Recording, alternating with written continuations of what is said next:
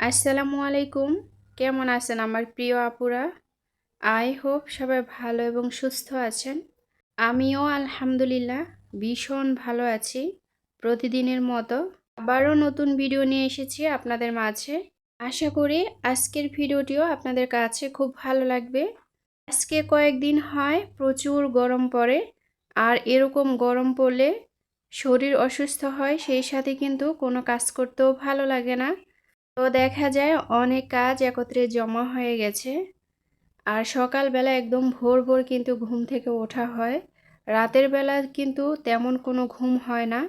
এই প্রচুর গরমের কারণে না হয় ঠিকমতো ঘুম, সেই সাথে খাবারও অনীহা, সাথে কাজকর্ম করতেও কিন্তু ভালো লাগে না। তো দেখতেই পাচ্ছেন এখানে ডিম ভেজে নিচ্ছি খাওয়ার জন্য। এই একটা সপ্তাহ হয় প্রতিদিনই কিন্তু ডিম ভাজা হয়। সকালবেলা যেহেতু প্রচুর গরম পড়ে, প্রতিদিনই কিন্তু পান্তা ভাতটা খাওয়ার ট্রাই করি। যেহেতু প্রচুর গরম, এই গরমের ভিতরে একটু ঠান্ডা খাবার খেলে আমাদের স্বাস্থ্যও ভালো থাকে, যার কারণে ভাতটা তো আমাদের খেতেই হয়। সকালবেলা দেখা যায় হয়তো রুটি তৈরি করি, না হয় চা বা কফি, যে কোনো একটা কিছু তৈরি করা হয়। তো এখানে আমি আজকে কয়েকদিন হয় পান্তা ভাতটাই খেয়ে থাকি, কারণ আমার কাছে মনে হয় এই গরমের ভিতরে পান্তা ভাতটা খেলে স্বাস্থ্যের জন্য অনেকটাই ভালো হয়। জানি না এই অভ্যাসটা কারো রয়েছে কিনা। এই অভ্যাসটা কিন্তু আমার প্রতিদিনই থাকে। সকালবেলা প্রতিদিনই কিন্তু আমাদের আরেকটা কাজ থাকে যেটা খুবই কমন, সেটা হচ্ছে কাপড় চোপড় ধোয়া। কাপড় চোপড় ধোয়ার কী যে একটা কষ্ট। আর যেহেতু গরম পড়ে বারবার ঘেমে যাই, যার কারণে বারবারই কিন্তু কাপড় চোপড় চেঞ্জ করতে হয়। তো প্রতিদিনই কিন্তু কাপড় চোপড় ধোয়া লাগে, আর কাপড় চোপড় ধোয়া সত্যিই অনেক কষ্টের। তারপরেও কি করা, সংসার জীবনে যত কাজ আছে প্রত্যেকটা নারীকে মানিয়ে গুছিয়ে কিন্তু করতে হয়। তো এই কাপড় চোপড়গুলো ভিজিয়ে রেখে অন্য একটা কাজে চলে যাব। দেখা যায় কিছুক্ষণ ভিজিয়ে রাখলে ময়লাটা খুব তাড়াতাড়ি সেরে যাবে। আর আমার কাছে কাপড় চোপড় ভিজিয়ে সাথে সাথে ধোয়ার চাইতে কিছুক্ষণ ভিজিয়ে রাখলে অনেকটাই ভালো হয়। কাপড় ভিজিয়ে রেখে চলে গেছি আবার অন্য একটা কাজে। যেহেতু কোনো বৃষ্টি হয় না, আমার গাছের অবস্থা একেবারেই খারাপ। তো গাছের গোড়ায় একটু পানি দিয়ে আসলাম, এসে আবার কাপড় চোপড়গুলো ধুয়ে নিলাম।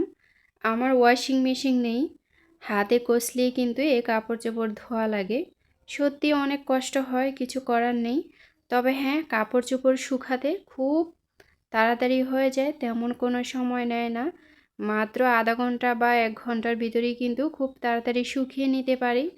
আমি আমার ঘরের সামনে একটা রশি টাঙিয়ে নিয়েছি, যেহেতু খোলামেলা জায়গা, প্রচুর রোদ পড়ে, সেই সাথে কিন্তু প্রচুর বাতাসও থাকে। তো খুব তাড়াতাড়ি শুকিয়ে যায়, তেমন কোনো ঝামেলা হয় না।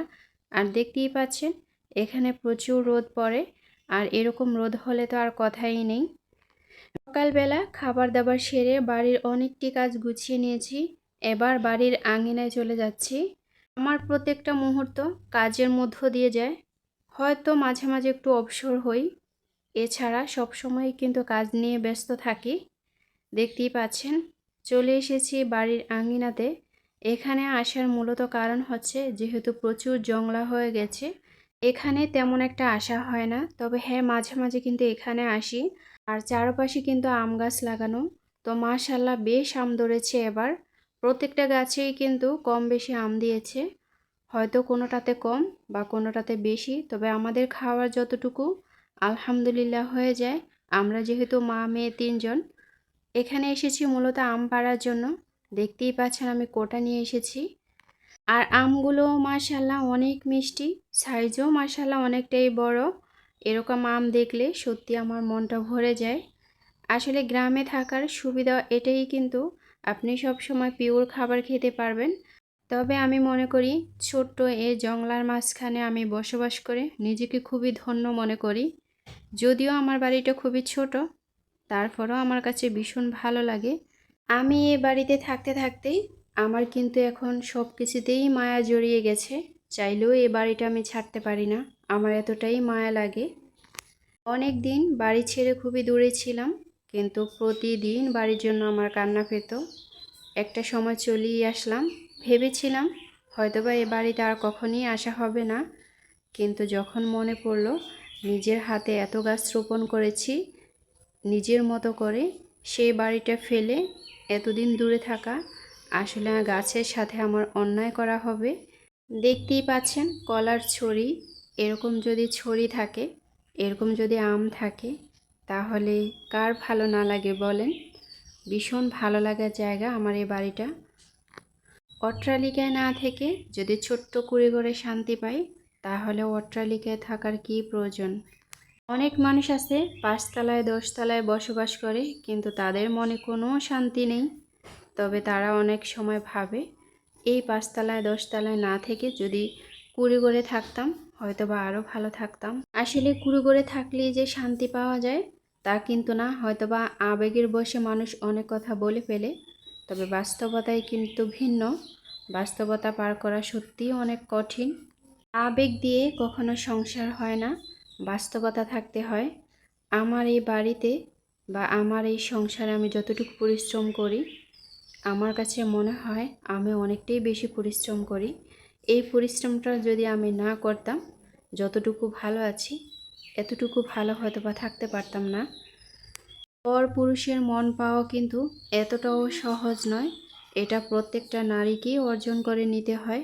তো যাই হোক, দেখতেই পাচ্ছেন এখানে অনেকগুলো আম পাড়া হয়েছে। এই আমগুলা ঘরে ২-১ দিন রেখে দিলে হয়তো এমনিতেই পেকে যাবে। আর যেগুলা গাছ পাকা সেগুলা কিন্তু এখন কেটে নিব। গাছ পাকা আমটা এত মিষ্টি হয়, খেতে এত ভালো লাগে কি বলবো। কালারটাও কিন্তু বেশ সুন্দর থাকে। ছোটবেলায় আমার মনে আছে সব সময় আমি আমকে ছিলে নিয়ে তারপর কামড়ে কামড়ে খেতাম। তো এখানে আমি 2টা আম গোটা রেখেছি কামড়ে খাওয়ার জন্য, আর বাকি একটা আম এমনিতেই কেটে নিয়েছি। তো দেখতেই পাচ্ছেন এত সুন্দর লাগছে, ভীষণ মজার কিন্তু। গাছ পাকা আম বাজার থেকে যেটা কিনে খাই সেটার চাইতে এটার মজা কিন্তু অনেক বেশি, এটা হয়তো বা অনেকেই জানেন। আমার কাছে কাঁঠালের চাইতে আমটা এত ভালো লাগে, কাঁচা হোক পাকা হোক টক হোক মিষ্টি হোক যেটাই হয় না কেন, খুবই পছন্দের আমার। আর এই গরমে এরকম পাকা আম দুপুরবেলা খেতে ভীষণ মজার হয়। তো যাই হোক, দেখতেই পাচ্ছেন এখানে কিন্তু রান্নাটাও গুছিয়ে নিয়েছি। আজকের রান্নায় তেমন কিছু করব না, খুবই সামান্য। এখানে ঢেঁড়স ভাজি করে নিব, সেই সাথে পুঁই শাক ভাজি করে নিব, সাথে একটু ডাল রান্না করে নিব। তাহলে দেখা যায় দুপুরবেলা সুন্দরভাবে হয়ে যাবে। আর এখানে 4টা কাঁচা আম নিয়েছি ভর্তা তৈরি করে খাওয়ার জন্য। রান্না করলে এতটাই গরম লাগে কি বলবো। আমি যেহেতু বাহিরে রান্না করি মাটির চুলায়, সেখানে কিন্তু প্রচুর তাপ থাকে। আর মাটির চুলার তাপটা কিন্তু সবচেয়ে বেশি হয়, এটা হয়তো বা অনেকেই জানেন। আর বাহিরে যেহেতু প্রচুর গরম, সব কিছু মিলে এত অস্বস্তিকর লাগে। এই অস্বস্তিকর সময়ের ভিতরে যদি একটু আম মাখা না খাই তাহলে কি হয় বলেন। এবার আমের সিজনে এমন কোনো দিন বাকি ছিল না যে আম মাখা খাইনি, প্রতিদিনই কিন্তু খাওয়া হতো। হয়তো কোনো দিন আপনাদের সাথে শেয়ার করতাম, আবার হয়তো করতাম না। তো এভাবে করেই কিন্তু প্রতিটা দিন কেটে যায়। আর আমার কাছেও ভীষণ ভালো লাগে। একা একা যখন আপনি থাকবেন তখন দেখবেন আপনি এমনিতেই মানসিকভাবে অসুস্থ হয়ে যাবেন। তো যদি আপনি কাজের মধ্যে দিয়ে সময়টা কাটান তখন কিন্তু অনেকটাই ভালো লাগে, আর সময়টাও কেটে যায়। আর মানসিক যে টেনশন বা দুশ্চিন্তা থাকে সেটাও কিন্তু মাথা থেকে আস্তে আস্তে সরে যায়। এভাবে করেই কিন্তু সারাটা দিন আমার একা এই ছোট বাড়িতে সময়টা কেটে যায়। আসলে মানুষ কখনো একা বসবাস করতে পারে না। তো যাই হোক, দেখতেই পাচ্ছেন এখানে গ্রেটার দিয়ে আমগুলো একদম কুচি কুচি করে নিচ্ছি। এভাবে করে আম মাখা বানালে খেতে কিন্তু ভীষণ মজার হয়। আর এই আমগুলা টক মিষ্টি মিলিয়ে ছিল, তবে খেতে ভীষণ মজার হয়েছিল। পোড়ামরিচ দিয়ে তৈরি করলে কিন্তু পোড়ামরিচের যে একটা গ্রান থাকে বা পোড়ামরিচের যে বিচিগুলা দাঁতের নিচে পড়লে যে সুন্দর একটা স্মেল আসে, সেই স্মেলটা কিন্তু গুঁড়ামরিচের সাথে হয় না। তারপরেও মাঝে মাঝে গুঁড়ামরিচ দিয়ে তৈরি করে সাথে একটু সরিষার তেল দিয়ে সুন্দর করে ভালোভাবে মেখে নিই। আমার আম মাখা দেখে নিচ্ছে অনেকে জিভে জল চলে আসবে।